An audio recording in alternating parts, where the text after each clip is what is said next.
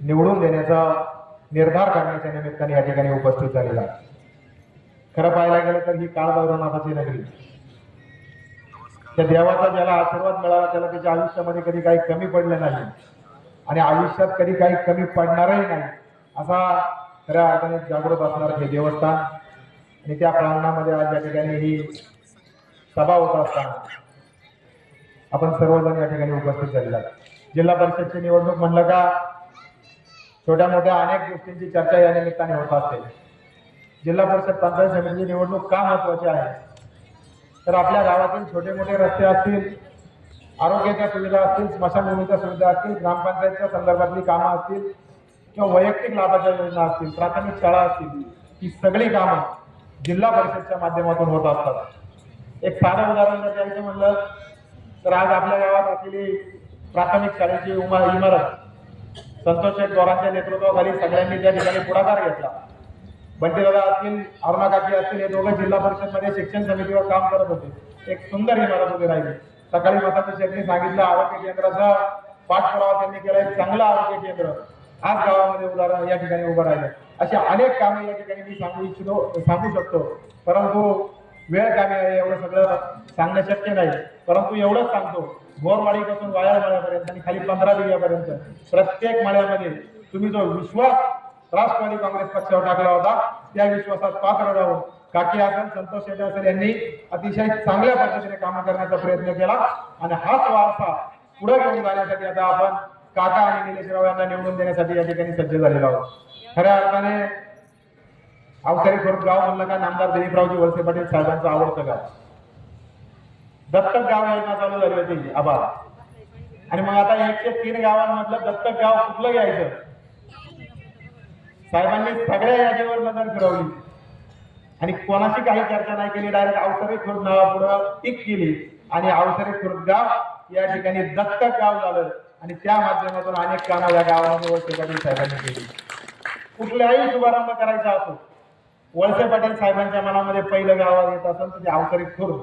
Nirgud sir नंतर पहिला अवसरी खुर्द. इतकं प्रेम वळसे पाटील साहेबांनी या गावावर केलं आणि तितकंच प्रेम तुम्ही ग्रामस्थांनी आजपर्यंत वळसे पाटील साहेबांवर केलं.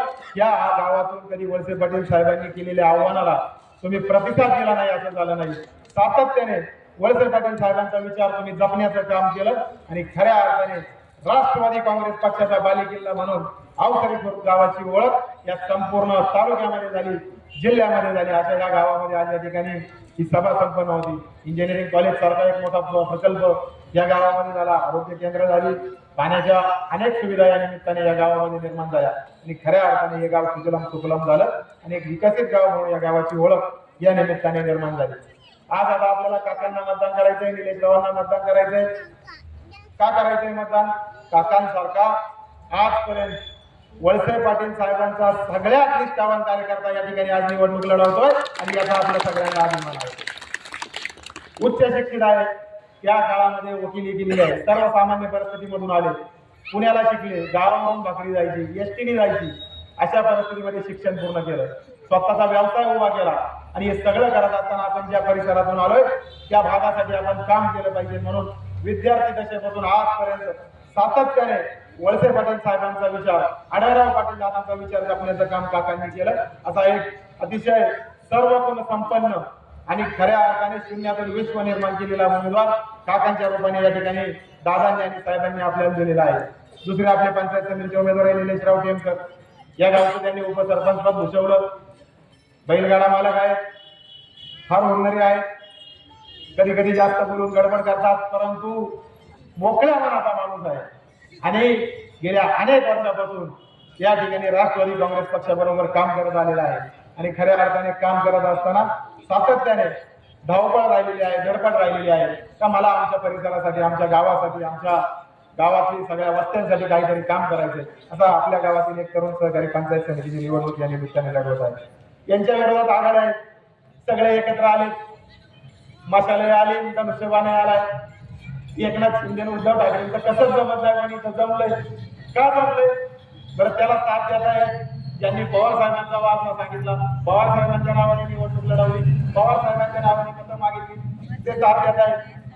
हे काय नाही, ही स्वार्थाची आघाडी आहे आणि यांना यांचा मतलब साध्य करायचा आहे. आणि म्हणून हे निवडणूक लढवतात या तालुक्याच्या विकासाचं, या तालुक्याच्या भल्याचं आणि या तालुक्याला विकासाच्या वाटेवर पुढे नेण्याचं कुठलंही यांच्याकडे काही काम नाही, कुठलं धोरण नाही. फक्त याला म्हणायचं लाभार्थी, त्याला म्हणायचं मलिदाग्या. अरे पण यांचा विकास, यांची पद आणि यांना मिळालेल्या गाड्या त्या कोणाच्या माध्यमातून मिळाल्या, तर त्या वळसे पाटील साहेबांच्या आणि दादांच्या माध्यमातून मिळाल्या. हे आज विसरलेत. यांची या तालुक्यात ओळख कोणाच्या माध्यमातून झाली हे तुम्हालाही सगळ्यांना माहिती आहे, मलाही माहिती आहे. फक्त आता हे सगळं स्वतःचा स्वार्थ साधायचंय, स्वतःला काहीतरी मिळवायचंय. संपूर्ण राज्यामध्ये वेगळी परिस्थिती आहे, फक्त आंबेगाव तालुक्यामध्ये वेगळी परिस्थिती निर्माण करण्याचा प्रयत्न या सगळ्या मंडळींनी केला. या सगळ्या भूलथापांना आपण बळी पडायचं नाही. आपण लक्षात ठेवायचं, या तालुक्याचा चेहरा मोहरा जर कोणी बदलला असेल तो आदरणीय दादांनी, आदरणीय साहेबांनी बदललेला आहे. आंबेगाव तालुक्याचं नेतृत्व वळसे पाटील साहेबांनी 40 वर्ष केलं, परंतु 40 वर्षामध्ये एकही आरोप आजपर्यंत वळसे पाटील साहेबांवर झाला नाही. असा निष्कलंक नेता आपल्या तालुक्याला मिळाला, याचा फार अभिमान आपण सर्वांना आहे.